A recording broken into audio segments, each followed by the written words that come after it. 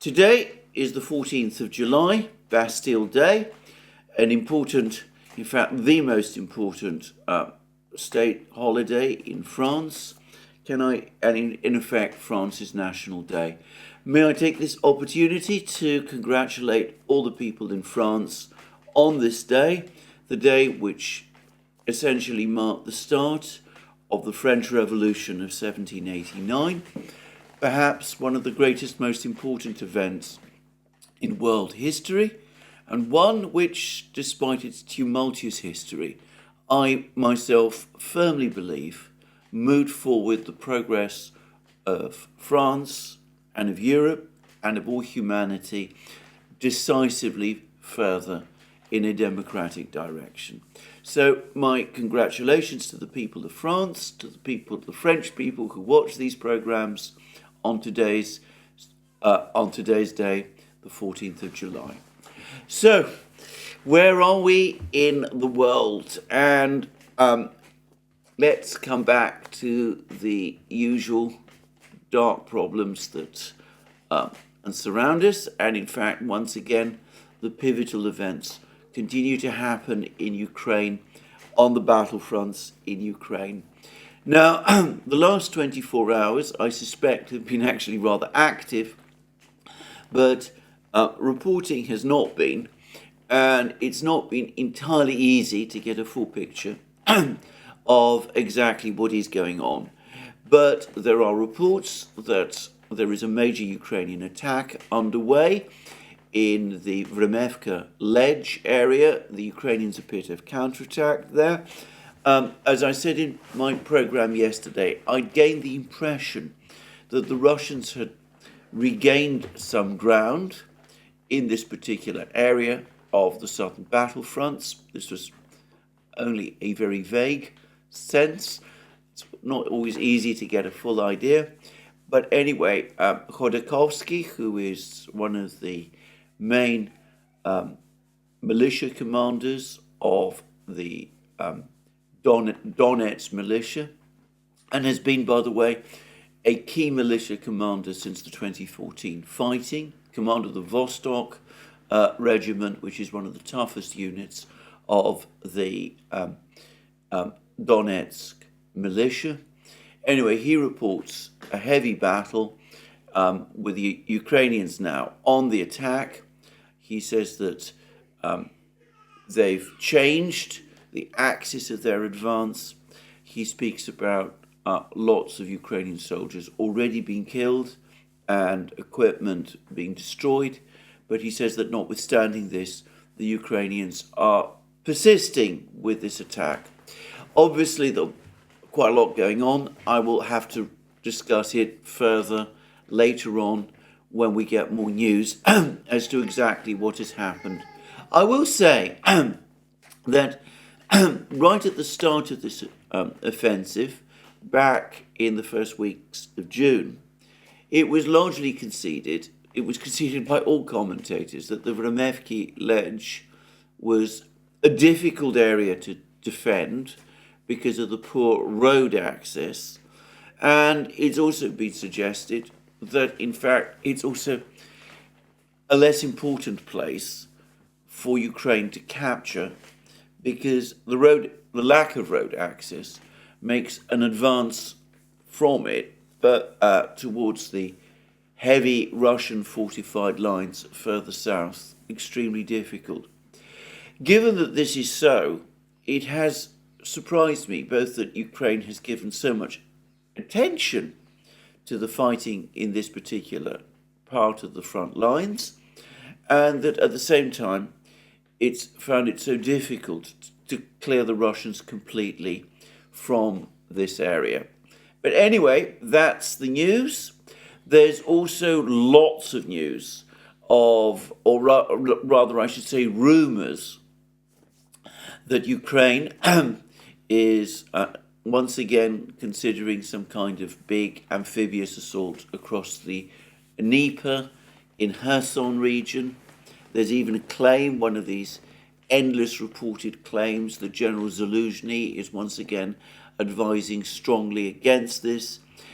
This report, which is plausible, says the General Zaluzhny is worried that this kind of attack is going to diminish the military capabilities of the Ukrainian armed forces even further, and that were it to happen, that would leave him in a very difficult position at the end of the summer, when essentially Ukraine runs out of men, machines, and ammunition. Anyway, that's the rumour. Again, we will see whether this assault takes place. It's anticipated that if it does take place, it will happen overnight. So we're probably still some hours away from it. And there were further reports yesterday that, as I rather anticipated, facing an operational crisis in Avdiivka, Ukraine has counterattacked in that area too. It seems that most of the Ukrainian counterattacks in Avdiivka have failed, but it's not entirely clear, again, what the overall situation is. Anyway, that's the situation in Avdiivka. Kadyrov, the head of the Chechen government within the Russian Federation and the overall commander of the Chechen forces, which are participating in this operation, the special military operation, has provided some rather interesting information about the situation in Marinka. He says it's proving a very difficult place to capture because the fortifications there are so elaborate and so dense. He speaks of underground tunnels and all sorts of things of that nature. It's fairly clear to me that the Russians have been punching hard against Marinka, but that they've not, so far up to this point, committed their heavy bombs, which are apparently what you need to deploy against fortifications of this kind. And again, I sort of get the sense that at some levels, the Russians have been trying to use Marinka as a kind of second Bakhmut, draw Ukrainian forces to defend it, conducting attrition of those forces there. But I also got the impression a few weeks ago when Kadyrov said that his troops had been ordered to capture Marinka, and that the order had supposedly come from no less a person than Putin himself, that in fact the Russians had finally made a decision to resolve the Marinka situation once and for all. Well, it seems not, and Kadyrov now tells us that the Chechen forces have been pulled back from Marinka and that they've all been concentrated in the Bakhmut area, where Ukraine has been trying to launch what has up to now been its most aggressive part of its offensive. And I'll discuss this at length. There's now confirmation that the Russians have successfully counterattacked and pushed the Ukrainians back quite some distance in the Klesheyevka area. The Ukrainians, for their part, however, have launched another attack towards Berkhovka in the north, but overall the Russian defences are holding in this area, despite the fact that the Russians did not have time to create the elaborate fortifications which we've seen in other places. They've not been able to create minefields or build extensive defences because Bakhmut itself was captured quite recently on the 20th of May, and there was insufficient time between that date and the start of Ukraine's offensive on the 4th of June to build the kind of fortifications which we have seen in other places that the Russians have constructed on their front lines. However, having said all of this, Simplicius the thinker has reported, and in fact he has provided images of satellite pictures which apparently show the Ukrainians building extensive trenches east and south of Kramatorsk. Now, this is this much larger town, much bigger place than Artyomovsk, the former Bakhmut, located to the west, which forms the southern part of the Slavyansk Kramatorsk conurbation, which is or has been widely seen by many people as the last line of defense that Ukraine has in Donbass, or at least in north and central Donbass. And the point of this is that if the Russians are able to consolidate control of Artyomovsk, Bakhmut, and then advance eventually further west, capturing places like Chasiv Yar and Konstantinovka and those sort of places, that then opens the way for a Russian advance on Kramatorsk. Now, Simplicius the thinker speculates that the fact that the Ukrainians are now building these trenches may suggest that their offensive or counteroffensive in the Bakhmut area is starting to run out of steam, that they feel that they can't keep it going for very much longer, and that they might be thrown back onto the defensive in this area. Well, that may be. It may also be that the Ukrainians are simply taking precautions because they don't know what's coming, and it's sensible to take precautions. They may anticipate a Russian offensive in this area, which isn't yet coming. Well, we'll just have to wait and see exactly what is going to happen in this particular area of the fighting. But so far, the fighting around Artyomovsk, the former Bakhmut, has gone backwards and forwards, but Ukraine has failed to achieve any breakthrough, even though it has suffered very heavy losses in its attempts to do so. And last but not least, there's still reports coming in of more Russian advances in the north. It now definitely looks as if the Russians are threatening to capture Kupiansk, and as has been pointed out, if they are indeed in the process of capturing a town called Toretsk, which they have entered. It's apparently more a small town than a village. Then that does also leave Liman vulnerable, the former Krasny Liman, Liman vulnerable to recapture by the Russians. And that would indeed signal a major operational crisis for the Ukrainians here in the northern fronts. So that is the overall story on the battlefronts. There have been some intrigues.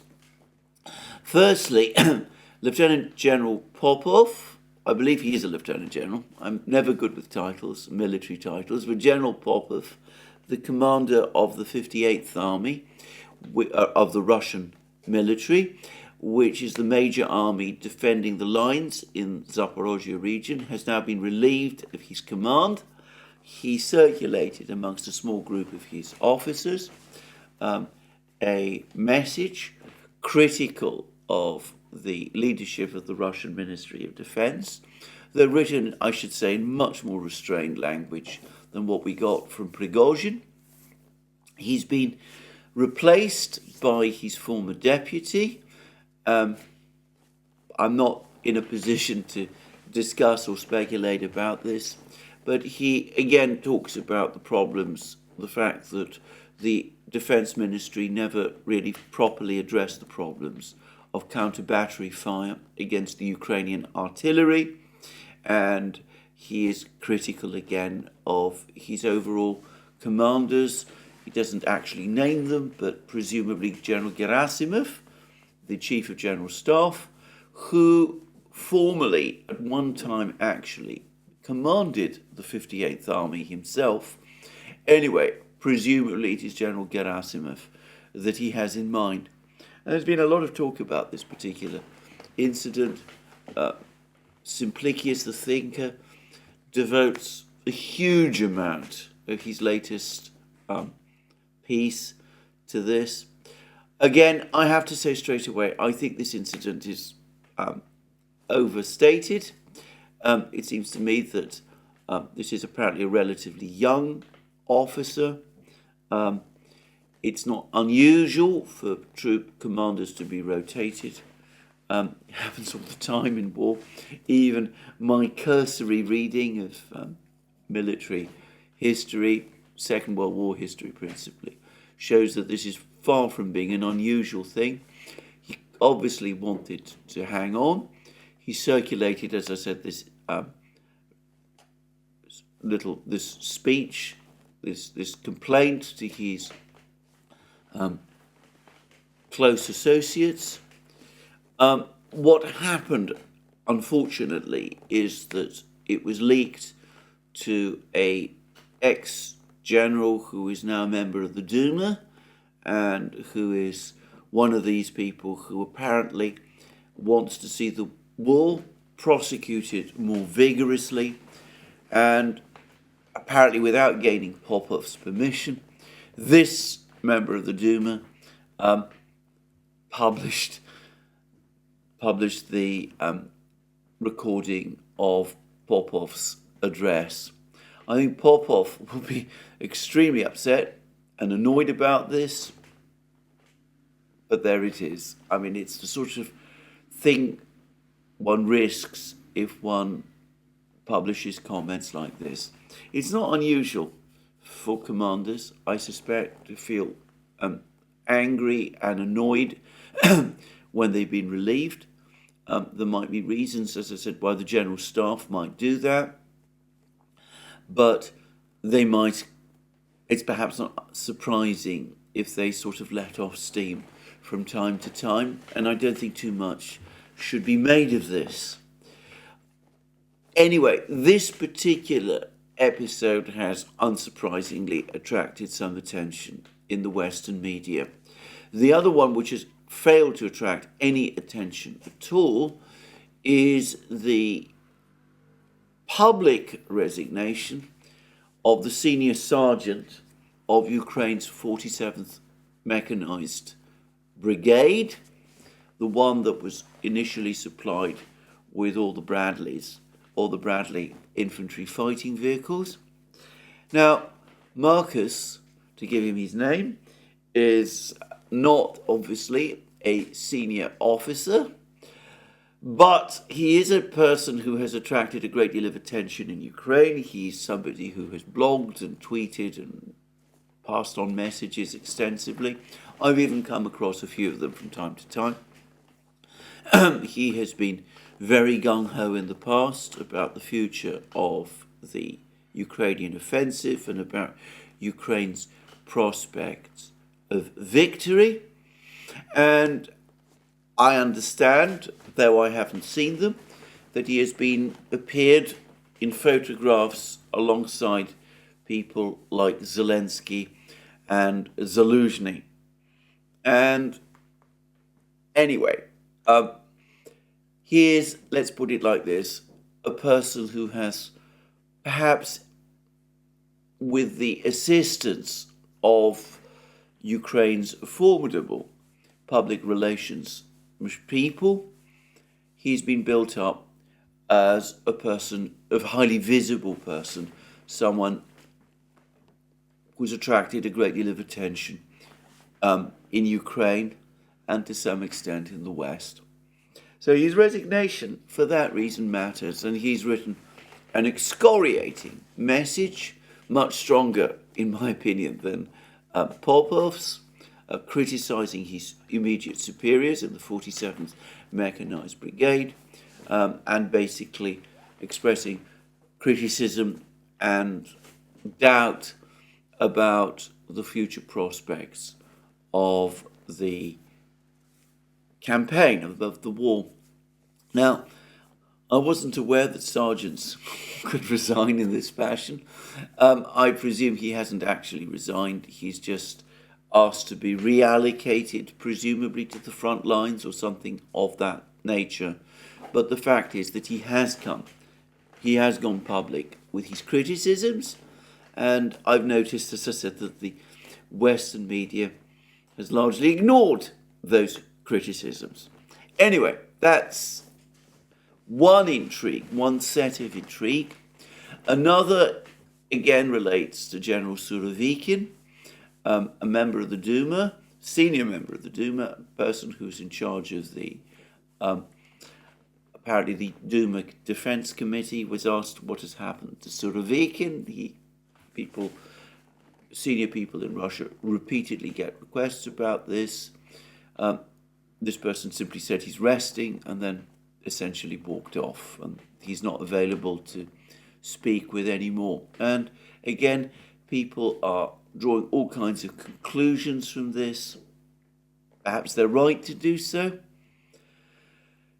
I don't think, again, what looked to me, I've seen comments about this, what looked to me essentially like a brush off, a refusal to answer questions, is really something that we should devote too much time to.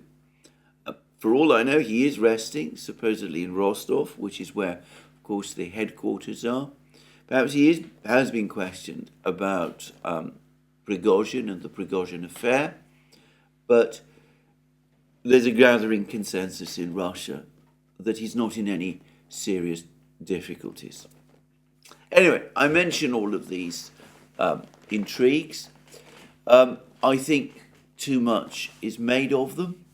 None of them seem to be having any effect on the outcome on the actual battlefields. Meanwhile, the two actual leaders on either side of this war, President Putin and President Biden, have both been making comments. And as is always the way, it's Putin's that are the more interesting. He has given what looks like an impromptu press conference to the Russian media. There are photographs, and he's answered some questions about the general situation in the war. The Kremlin website, interestingly, has only provided us with a part of Putin's answers. There is a very interesting section in which Putin discussed his meetings with the Wagner commanders on the 29th of June, and where he seems to have said many very interesting things. But the Kremlin website, following its current practice of not mentioning Prigozhin specifically by name any longer, and saying as little as possible about the Wagner affair, has not published Putin's words in relation to this part of the discussion, and which is in some respects the most interesting part of the discussion with the journalists. Instead, it has focused on two other topics. One is the issue of Ukraine's NATO membership, and the second is the question of the renewal of the grain deal. Now, on Ukraine's NATO membership, Putin is simply, as he said, restating Russia's position. Russia is totally opposed to Ukraine joining NATO. The statements to the effect that Ukraine will one day join NATO, which have been made in Vilnius, are therefore unacceptable to Russia. Putin also spoke about negotiations. He said that there's been a lot of discussions in the West about security guarantees that would be offered to Ukraine once the conflict was over. And Putin made the point that as part of that package of agreements that was agreed between Russia and Ukraine over the course of the negotiations in March and April of last year, which led to an almost finalized document which was put before the negotiators in Istanbul and which was initialed by both groups of negotiators. Very detailed provisions for security arrangements for Ukraine were set out, much more detailed than the vague words that have come out of the summit in Vilnius. So he said that every country obviously has a right to take steps to ensure its own security. Putin made the standard Russian point that this is something that states have a right to do, but not at the expense of the security of other countries. NATO membership for Ukraine is at the expense of Russia's own security. It is seen by the Russians as unacceptable for that reason to themselves. But Russia has previously agreed that Ukraine should be granted security guarantees. This has not been a topic that the Russians have in the past rejected. But the security guarantees which have been offered or which are under discussion in the West and which were talked about at Vilnius actually fall well short of what the Russians had been prepared to agree with Ukraine in Istanbul last year.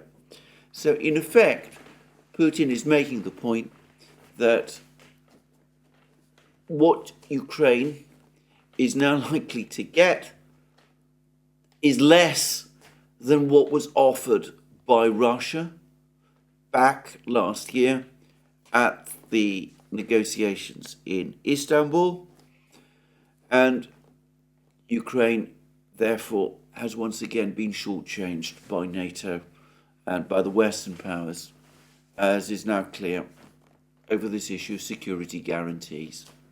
Anyway, that was an interesting set of comments from Putin. Incidentally, and it's a point people seem to have missed, Putin also essentially confirmed a point that I'd made at the time, that the draft agreement that had been hammered together by the Russians and the Ukrainians in Istanbul was still only a draft. There was still work to be done to it. It was not a finalized agreement. It dealt with and satisfactorily resolved the core issues and might have led to a ceasefire. But there would still have been a considerable amount of work to do in order to finalize the document and to get it ready for signing. So I think that's an important point to make. Putin makes this point only very indirectly in his words, the words that he gave in this impromptu press conference. But if you read them closely, that's essentially what Putin says. And Putin also discussed at length with the journalists the grain deal. And he said that the Russians have been completely shortchanged over the grain deal, which they agreed back in July last year. There were supposed to be reciprocal agreements. The Russians would agree corridors for Ukrainian ships to travel, to use, in order to export grain. And in return, all kinds of steps would be taken by the Western powers to ease restrictions on exports of Russian grain. And Putin complains that though the Russians carried out their part of the agreement, the West has failed to carry out its part, that the restrictions that the West has applied on exports of Russian grain remain in effect. Putin also has a great deal to say in these comments about the fact that the rise in food prices that has taken place globally is only minimally the result of the conflict in Ukraine. He says that the major reason is the enormous increase in monetary expansion that took place in the West during the period of the pandemic and in President Biden's first year, and that this has sucked in food from around the world, creating shortages in the poorer countries where people were not able to compete with this flood of purchases that came from the West as a result of all of this vast money created through quantitative easing programs and all of the rest sloshing around the system. And by the way, I think quite a few economists, if they're honest, would probably agree with that analysis. Anyway, what Putin also confirmed that he's received a letter from the UN Secretary General, Mr. Guterres. He says he hasn't had time yet to read the letter, that Guterres is trying to find means to get the grain deal renewed beyond the 18th of July. One of the key elements of the grain deal was that the Russian Agricultural Bank would be reconnected to the SWIFT interbank payment system so as to enable payments to be made for in dollars in Western currency for Russian grain. That has never happened. The Russian Agricultural Bank has never been reconnected to the SWIFT system.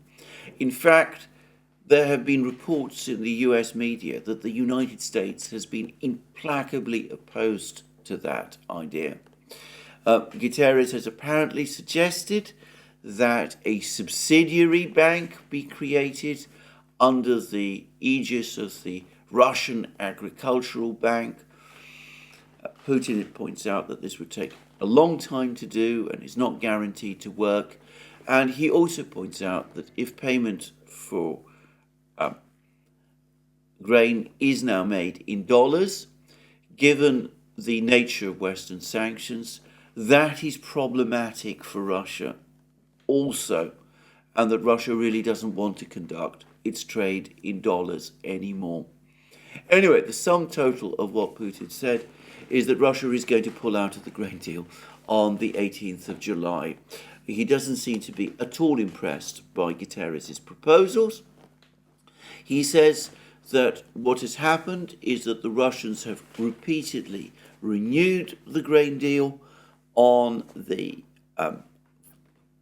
based on promises from the UN Secretariat, and he goes out of his way to say that he believes that Guterres and the UN officials have been acting with sincerity and good faith.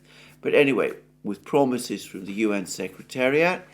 I would add also with promises from President Erdogan of Turkey, though Putin, interestingly, doesn't mention him.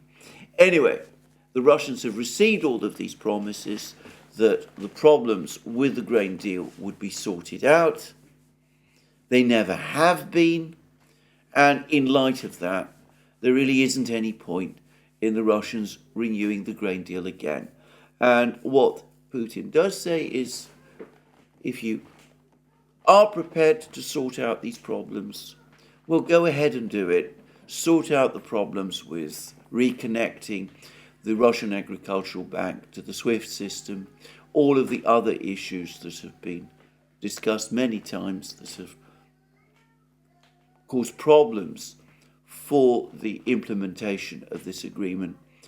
If you sort all of those problems out in the West, then at that point we will consider rejoining the grain deal. But we are not prepared to do it. We're not prepared to do what we have done in the past, which is simply renew our own participation on the basis of promises that these problems would be ironed out, which promises are, however, never fulfilled. So that's, I think, probably Putin's final word. He did leave the door ajar very slightly. He said, obviously, the Russians are analysing Guterres' proposal, but he didn't really seem to me to leave much hope. The Russians did something else, which also, to my mind, signals that they are now at the end of their patience where the grain deal is concerned. And that is that they have launched a major airstrike on Ukrainian military installations on Snake Island. Now, Snake Island is that small island off the coast of Ukraine, near Odessa, which the Russians captured in the first week of the war. There was a claim by Ukraine that the defenders of Snake Island fought on heroically to the last man against overwhelming Russian forces. The Russians announced that what had actually happened was that the defenders of Snake Island had simply surrendered. I don't think there's any real doubt that the Russians have told the truth about this, but bizarrely, Ukraine continues to insist on this story, and the Western media follows suit. It continues to push this. Anyway, in March, I think it was in March, or it might have been April, anyway, in the spring of 2022, the Russian cruiser, the Moskva, which was providing protection, air protection for the Russian defenses on Snake Island,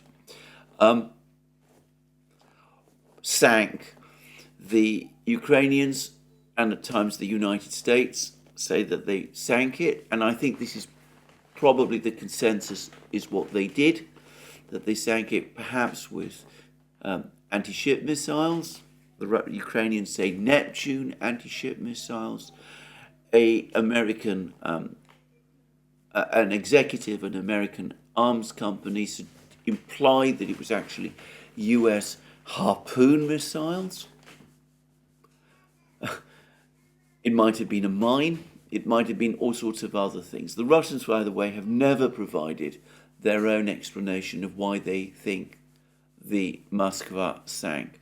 But anyway, the Moskva sank. The Russian garrison on Snake Island was left exposed. There were repeated Ukrainian attempts to recapture Snake Island. Some of these were repelled with very heavy losses. But eventually, the Russians withdrew. And they withdrew because following delivery to Ukraine of long-range artillery, Caesar howitzers primarily, Ukraine was able to shell the Russian forces on Snake Island. So the Russians pulled out of Snake Island. Ukraine attempted to reoccupy Snake Island. Snake Island, however, was then bombed by the Russian Air Force, and essentially it was left unoccupied by both sides. And then the grain deal came into effect, and as part of the grain deal, a corridor was created for Ukrainian grain ships.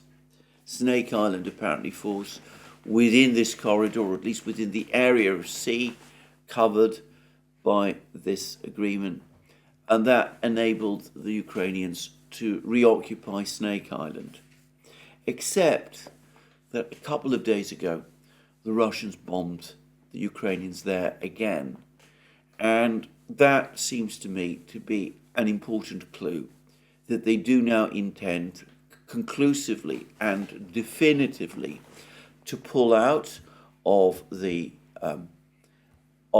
grain agreement, and that they no longer expect that the grain agreement will be renewed, and that in effect the grain agreement is over, and that as a result Snake Island, any Ukrainian forces that remain on Snake Island will come under attack, and that the island will fall back into what the Russians call the grey zone. My personal view about the grain deal, which I haven't discussed much in these various programs, is that it has been dead in the water for a very, very long time. The original deal, which was agreed last year, appeared to be a quid pro quo.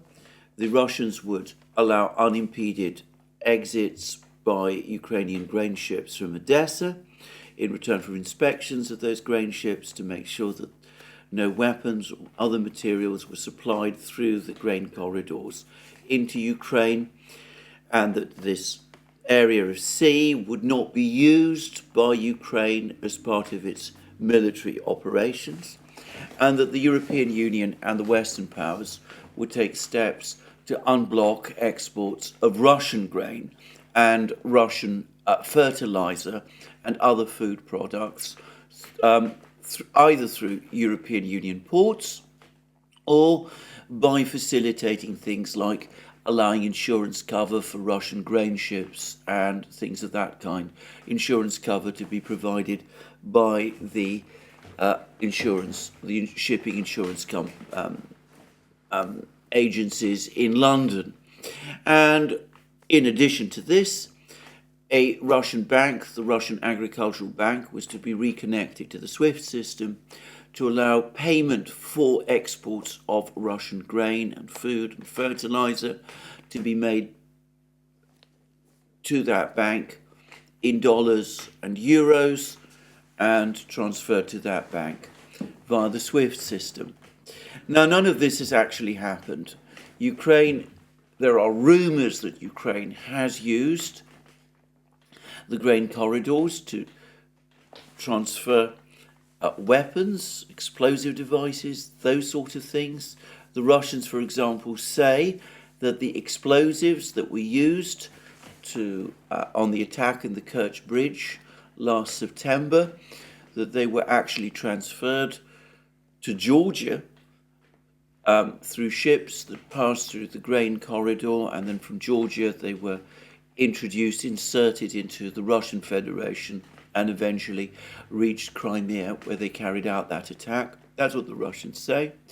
The Russians also say that those seaborne drones, which have attacked their surveillance ships that have been carrying out patrols on the Turk Stream and Blue Stream pipelines, that those seaborne drones also used the grain corridor.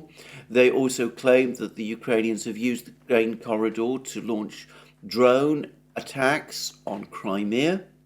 And of course, the European Union and the Western powers have failed to reconnect the Russian Agricultural Bank to the SWIFT payment system. And they've failed to provide insurance cover for Russian ships exporting Russian grain. And in effect, none of the elements of the grain deal that interested the Russians have been implemented. And the Russians have felt strung along by the Western powers and by Ukraine. Ukraine benefits from the deal, whereas Russia has achieved, as Putin said, nothing by it. And in my opinion, the true reason why the Russians went along with the extensions was twofold.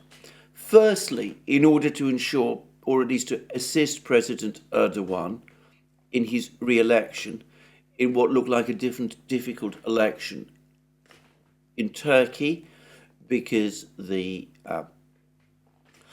Turkish The president has invested an awful lot of his political capital in the grain deal, and there were worries that his position might be damaged if Russia pulled out of the grain deal before the election took place. And secondly, the Russians were worried that their friends in Africa and elsewhere might be upset if the grain deal were not renewed, especially since, for the moment, at the time when the deal was signed, there were still various problems with the export of Russian agricultural goods. In my opinion, neither of these concerns applies anymore. Duran is now re-elected, and the trade of Russian foodstuffs no longer depends on insurance cover from London or payments in dollars and euros. The Russians have made arrangements that countries can pay for them in rubles and other currencies. And in fact, Russian food exports have been rising despite the fact that the terms of the grain deal have not been implemented. So the Russians probably correctly calculate that this is not going to have the disastrous impact on their allies, or at least their friends in Africa and Latin America, that it might have done if they'd pulled out. It won't be blamed for any food inflation, that Russian grain and fertilizer is now once again re-entering world markets under different terms of trade, and the time, therefore, has come for them to pull out of this deal, which is no longer working. And that's, I think, the reason why the Russians have made this decision. But perhaps understandably, Putin is making a significant amount of play from it. So those are the two parts, the issue about NATO and security guarantees, and the issue about the grain deal in Putin's comments, which Putin did discuss and which the Kremlin's website has covered. But there was a third section which the Kremlin website has not published, but it was clearly a part of the question and answer between Putin and the journalists that took place, and of which we've had reports in the Russian media. And that concerned Putin's meeting with the commanders of the Wagner Group, and indeed Prigozhin himself, in the Kremlin on the 29th of June. This was directly after the collapse of the Prigozhin mutiny or coup attempt, and it was clearly a part of Putin's effort to try to separate the Wagner Group from Prigozhin. Now, Putin apparently made it clear to the journalists that the purpose of his meeting was not to meet with Prigozhin himself, but to meet with the actual commanders, the actual Wagner force commanders. And as I've discussed previously, they apparently all reassured him of their loyalty to him, their fealty to him as the commander-in-chief of Russia's armed forces, of which they consider themselves at some level a part. Putin accepted that. He, for his part, assured them that he highly appreciates their contribution in the war, their role in the Popasnaya, Solidar, Bakhmut, and a discussion followed in which the issue arose of how, despite the mutiny, Wagner could continue to participate in the war on the Russian side as the various unit commanders, Wagner unit commanders, apparently wanted. And it seems that Putin told them that there were certain very clear-cut legal issues Russian law does not permit private military companies to function on Russian territory.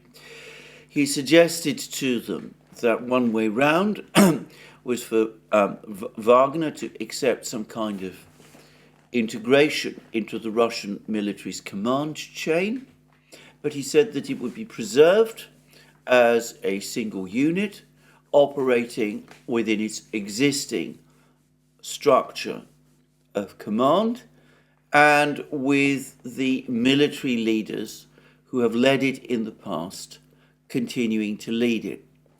And Putin said that most of the commanders seem to be indicating that they agreed with this proposal, and then Prigozhin interjected and said, apparently speaking on behalf of the commanders, that this was unacceptable. And at that point, the meeting ended. So in effect, what Putin is saying is that Prigozhin sabotaged an agreement between himself and the Wagner commanders that had practically been reached. Now, I can't say much more about this.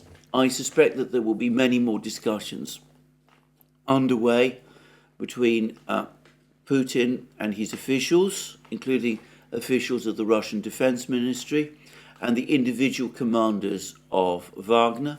There's clearly some kind of a tug of war. Prigozhin, as I have said many times, has never been Wagner's actual commander. He has been its owner, or at least he's owned the commercial vehicle through which it functioned.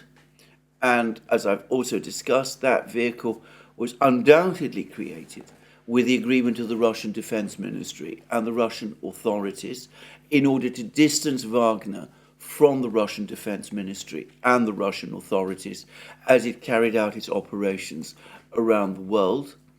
But nonetheless, despite the fact that Prigozhin has never been Wagner's commander, his regular visits to the front lines, his meetings with the soldiers, his interactions with the unit commanders means that he has been able to achieve a certain hold over the loyalties of some of these Wagner troops and their commanders. And of course, some of them, some reports now suggest that it was actually significantly fewer than 8,000, were prepared to follow his lead into this mutiny that he led on the 24th of June. And Putin is clearly having some trouble breaking this loyalty that these commanders continue to feel towards Prigozhin. So there is a tug of war underway, and Simplicius the thinker speculates that General Popov's mysterious resignation, or perhaps not so mysterious resignation, rather dismissal, and his rather angry, his criticisms of it, that might be connected to this Wagner issue in some way. I'm not sure I can see exactly how that would be, but anyway, this tug of war clearly is underway, and we can see the conflicting signals. On the one hand, Wagner has returned all its heavy equipment, all its tanks and artillery and such things back to the Russian Defense Ministry. At the same time, there's now also reports that some Wagner troops have arrived in Belarus after all, where they're becoming involved in providing training to Belarus's military. So we'll see how this resolves. I suspect that the pressure on Prigozhin is going to increase. There's now investigations into his financial affairs and his company dealings. I suspect that sooner or later, either Prigozhin will crack, or the Wagner commanders will start to feel that Prigozhin is using them as part of some kind of personal feud. But anyway, it was interesting what Putin had to say about these comments. So that was Putin. And as I said, it's clear, coherent. You have to parse it to some extent, read beyond some of his words. But overall, it is not so difficult to get a sense of what Putin is thinking and of what he wants to say when he speaks to the media in the way that he has just done. Now, with President Biden, I'm sorry to say it is very different. President Biden has given various press conferences recently, including an important one, or a seemingly important one, which took place in Helsinki, in Finland, which he has just visited. First time, by the way, a US president has visited Finland, visited Helsinki, since Finland has become a member of NATO. So there was Biden in Helsinki having a press conference, and he made some very strange or really very interesting comments. He said that Russia had strategically already been defeated in the war. He said that the outcome of the offensive would determine the negotiations. And he seemed to be expecting that Ukraine would achieve military gains.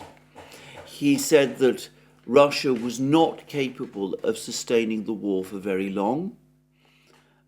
He didn't quite explain what he meant by that, but presumably he thinks that either the Russians will run out of weapons or equipment, or that their economy will start to buckle in some way. And he also said that eventually, one way or another, President Putin would realize that he was on a losing course, with Russia unable to achieve victory against Ukraine, and with Russia unable to sustain the war, and that he would agree then to negotiations. Now, this is actually, if you take it apart, extremely bizarre. First of all, as President Biden presumably knows, it is not Putin who has refused negotiations, or at least he has not refused negotiations in any formal sense. The person who consistently refuses negotiations is President Zelensky. In fact, President Zelensky has gone so far as to say that he's not prepared to negotiate with the Russians whilst President Putin remains in office. So already we can see that President Biden is flipping the script completely.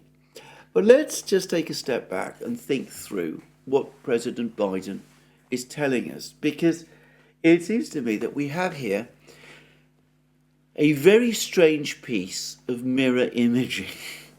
Now, the United States, by its own admission, has now run out of ammunition, 155mm ammunition, so that it is obliged to supply Ukraine with cluster munitions.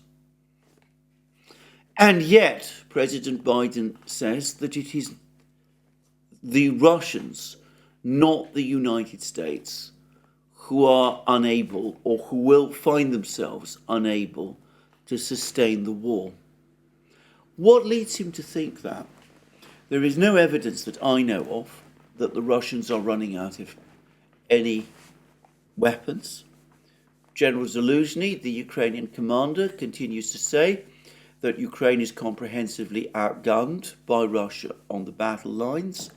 Russian officials, I was discussing a report from Shoigu yesterday, that Russian officials say that military production in Russia has increased multiple-fold and is continuing to grow.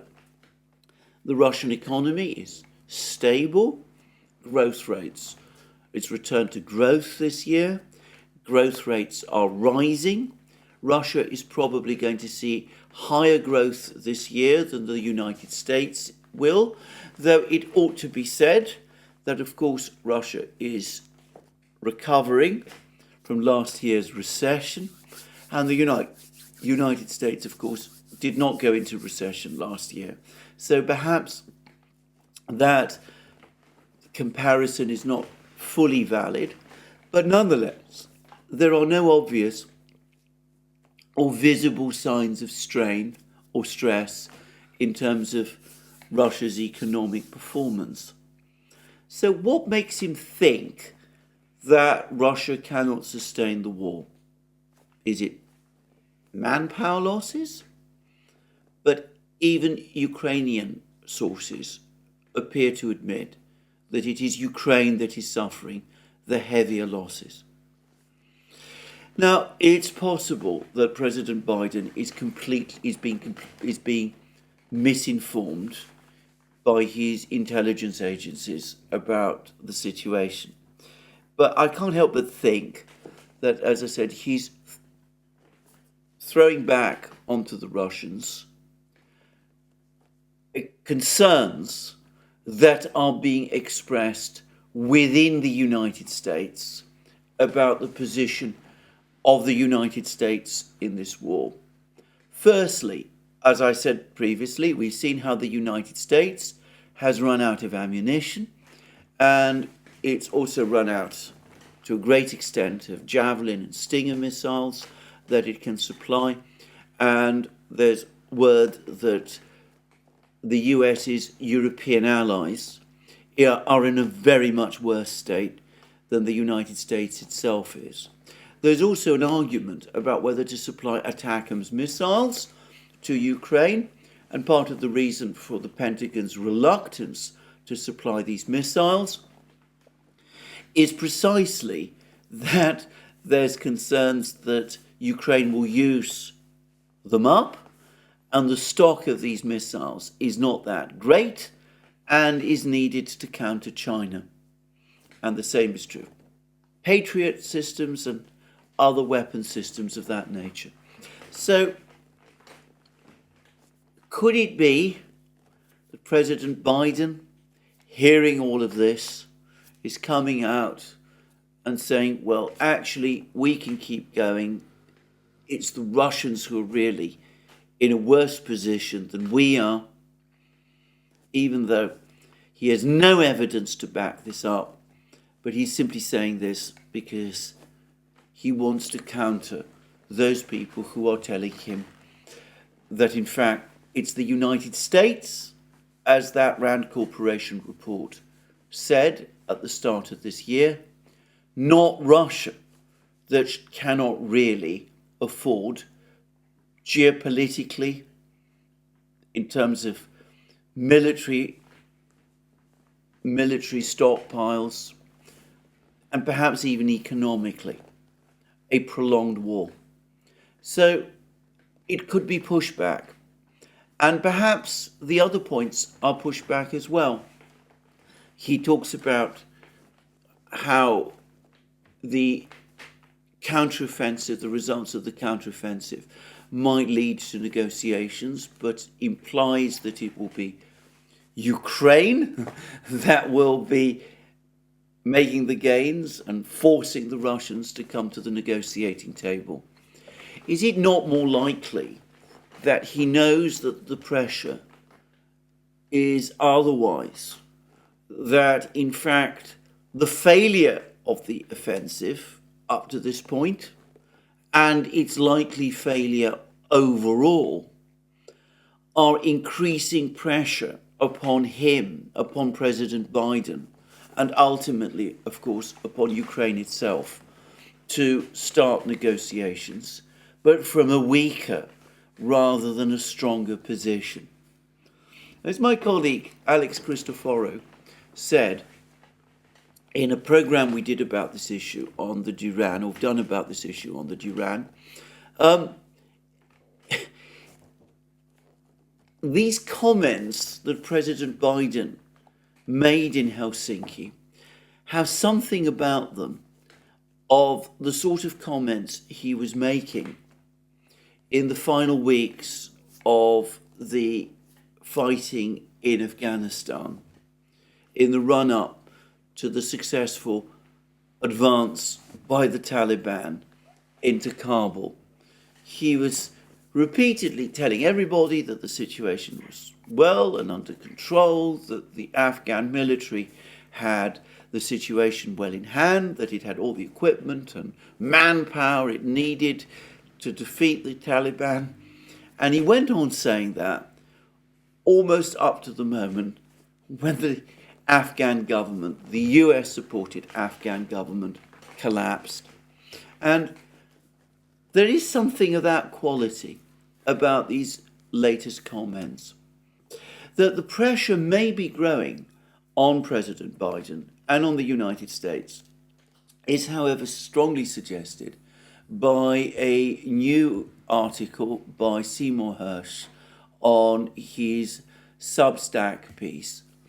And firstly, Seymour Hersh says that the real deal that was done between Biden and Erdogan, which got Erdogan to agree to Turkey's admission into NATO, was not for the F-16s, but for a line of credit of $11 to $13 billion from the IMF to prevent a financial collapse in Turkey, which might be pending. Well, it might be that. I'm going to suggest that it's probably both the F-16s and this line of credit, though of course we don't know the whole details. But then Hersh talks in rather more detail about internal US issues, and he reports these comments by a US official, an anonymous official, who Hersh says passed on these comments directly to him. And this is what this official, according to Hersh, said to Hersh: Biden's principal issue is the war is that he's screwed. We didn't give Ukraine cluster bombs earlier in the war, but we're giving them cluster bombs now because that's all we've got left in the cupboard. Aren't these the bombs that are banned all over the world because they kill kids? But the Ukrainians tell us they're not planning to drop them on civilians. And then the administration claims that the Russians have used them first in the war, which is just a lie. This is, again, I'm quoting from what Seymour Hersh says this US official said to him, this anonymous official. And these are the words of that anonymous official, as quoted by Hersh.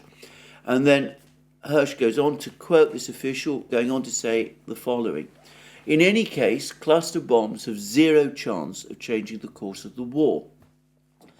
And then Hersh tells us that the official has told him that the real worry will come later this summer, perhaps as early as August, when the Russians, having easily weathered the Ukrainian assault, will counter-strike with a major offensive. And the official then is quoted by Hersh as saying, what happens then? The United States has painted itself in a corner by calling for NATO to do something. Will NATO respond by sending the brigades now training in Poland and Romania on an airborne assault? And the official then went on to say that the United States knew more about the German army in Normandy in World War II than it knows about the Russian army in Ukraine. And I have to say, I strongly suspect that the latter is true. And then the official, or rather Hersh,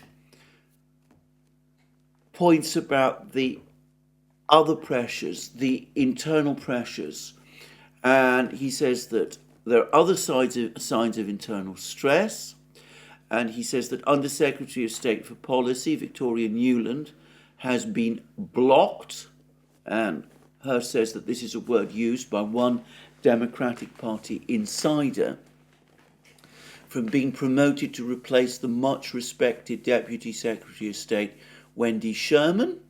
Nuland's anti-Russian politics and rhetoric matches the tone and point of view of Biden and Secretary of State Tony Blinken. And then Hirsch suggests that there is a great deal of pressure, and that he doesn't exactly spell it out. He suggests that this pressure is coming from within the Democratic Party, worried about the election next year, that there is pressure, at least for the Democratic Party, to carry out a major reorganization of his government, of the administration. And supposedly the block on Nuland's promotion, which has come seemingly from the Democratic Party, is part of an ongoing campaign of pressure, presumably from the same source, to try to get other hardliners removed, to make it easier, presumably, to open some kind of negotiation process with the Russians, presumably in order to contain the fallout from a potential Ukrainian collapse in the next few months, and especially in the months leading up to the election. And we have words from a highly respected intelligence official. This is according again to Hirsch. And he said that all is in flux throughout the Biden national security bureaucracy. Yes, big shuffle, big power struggle, Biden oblivious, all the ants fighting for the crumbs of a dying administration, advised all the professionals inside to shelter in place, wait and see the colour of the smoke from the Vatican Chancellery, and then certain words that William Burns, the CIA director, has made. This source and Hirsch see as signs that Burns is trying to position himself so that he survives this oncoming reshuffle. Now, let me stress this is all from Seymour Hirsch. To what extent it is true, I cannot say. But Hirsch is somebody with sources in the US government. He has a stellar record. He's somebody who knows how to question and use sources properly. I have no reason to doubt that all of this is true. And so we see the countervailing pressures. On the one hand, the pressures from the Democratic Party to try to come to some kind of dialogue with Russia, from the DNC in other words, not because these people like the Russians at all, but because for them the priority now is the November election next year. They're worried about the fallout if the war goes wrong. They want some kind of dialogue with the Russians. They are not invested in whatever great plan or scheme there was to use Ukraine to weaken Russia and to bring down President Putin or any of these things. And we see how, according to Hirsch at least, they're pressing Biden for a reshuffle of his national security team, his foreign policy team, to winkle out the hardliners and to open up the way for some kind of dialogue with the Russians. So that's perhaps the one side. And then we see the other side, the people, the national security people. They're worried that Biden might escalate. They say, what happens if, or rather when, the Russians go on the offensive? after the Ukrainian counteroffensive has been defeated. Ukraine will be out of ammunition by that time. It will have suffered very heavy manpower losses. What does the United States do? And troublingly, it talks about sending the brigades. These are the airborne brigades, the US airborne brigades in Poland and Romania, on some kind of an airborne assault. Except, of course, as this person points out, American boots on the ground, but against an enemy, the Russian army, about which the United States knows surprisingly little. And something rather concerning has happened, which might suggest that the second option is at least under discussion. Because, as many people have pointed out, President Biden has now called up 3,000 reservists and is going to send them to NATO's eastern flank, to Eastern Europe, presumably close, in other words, to the area of the conflict. Now, these are only reservists, though that isn't to deny that these are highly trained men in their own way. And there's only 3,000 of them. They're not really a force large enough to intervene in a conflict where the Russians have hundreds of thousands of men. And as many people have pointed out, Scott Ritter, Douglas McGregor, Matthew Ho, Daniel Davis, others, the US military units in Eastern Europe are not really strong enough or heavily equipped enough to intervene in this conflict with any certainty of success either.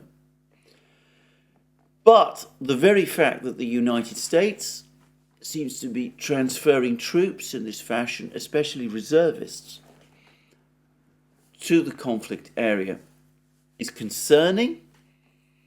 And again, it's not inconsistent with what Hirsch is reporting in this article. So Hirsch tells us that the Democratic Party, or at least some people within the Democratic Party, the DNC, want to see some kind of a de-escalation and are lobbying for a reshuffle.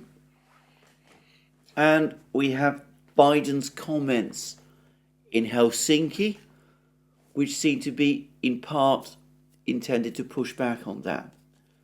And we see other people, more hardline people, who are apparently at least mulling the idea of some kind of boots on the ground type intervention if things begin to go seriously wrong in Ukraine after the Ukrainian counteroffensive runs its course and the Russian offensive that many fear perhaps begins. And what we see is that there are outward events which could fit in with Hirsch's analysis. But the operative word is could, because of course there might be other explanations for these various moves. We don't know exactly what is going on in Washington. We never do. There are signs of stress. Of that there is no question within the Washington bureaucracy, but we're not able to say how extensive we are. And it could be that this troop deployment, which is relatively small, doesn't actually mean or threaten anything. It might perhaps more plausibly be seen as some sort of reassurance for Washington's East European allies as the situation in Ukraine deteriorates. Well, we shall have to wait and see. But it is a worrying situation, and it continues to be in other respects also. Now, over the last 24 hours, and in fact over a slightly longer period, we have been seeing a succession of Ukrainian drone attacks on Russian nuclear power stations, by which I mean nuclear power stations and nuclear agencies and institutions in Russia with drones. And it's far from clear what these attacks are intended to achieve.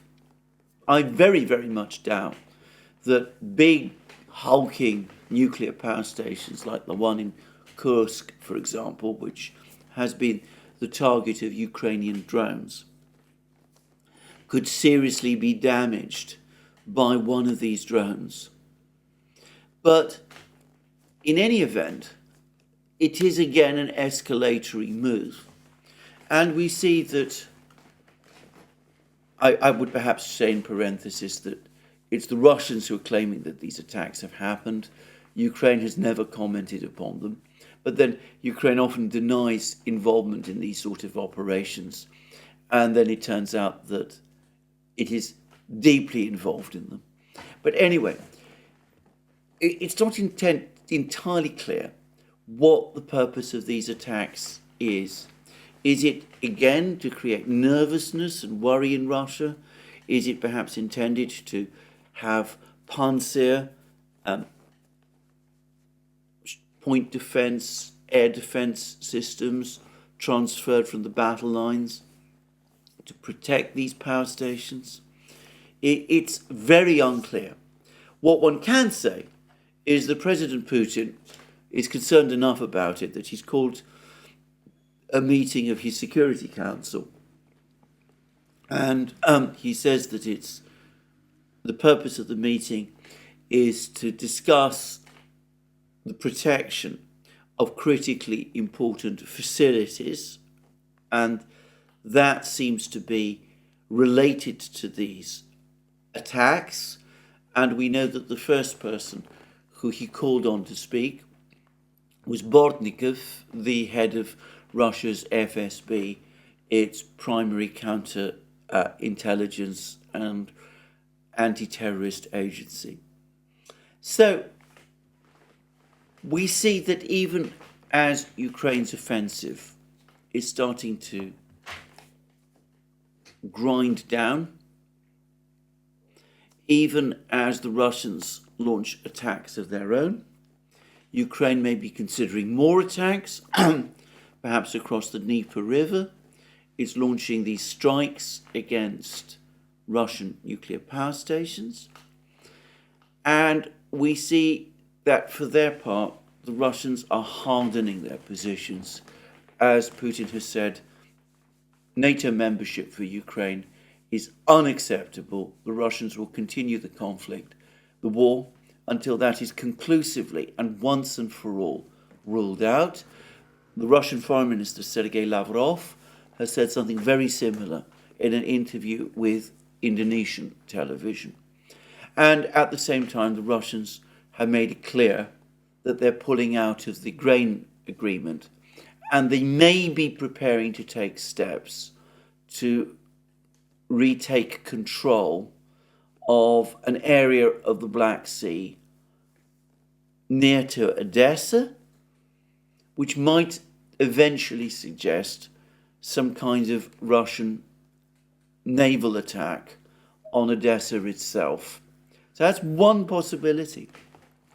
And at the same time, we see deeply contradictory signals coming from Washington. A summit in Vilnius, which resulted neither in NATO membership for Ukraine nor a timetable for NATO membership for Ukraine, and which came up with few new weapons for Ukraine, and which did not even provide security, the kind of security guarantees for Ukraine that were trailed. Reports that the Democratic Party wants an easing of tensions and perhaps a reshuffle within the administration. And President Biden making a speech in Helsinki, which looks to me as intended to push back against those people in the Democratic Party and perhaps the Washington realists who are saying all of these things. And at the same time, this worrying announcement of a troop deployment. Let me reiterate again, Vilnius was an important point in this conflict. So was the US's admission that they have run out of ammunition to send to Ukraine. But this conflict is not over. If we are indeed approaching the end game, then as I've said previously, in chess, the end game is the most difficult part of the game. And it might be that we're entering this very difficult period over the next few months and weeks. Well, that's me for today. More from me soon.